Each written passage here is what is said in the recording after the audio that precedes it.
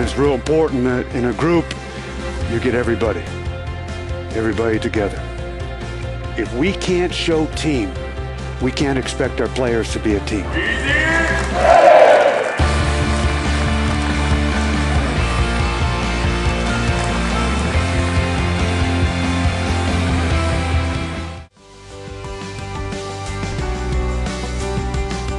»20.000 Quadratmeter Eventfläche«,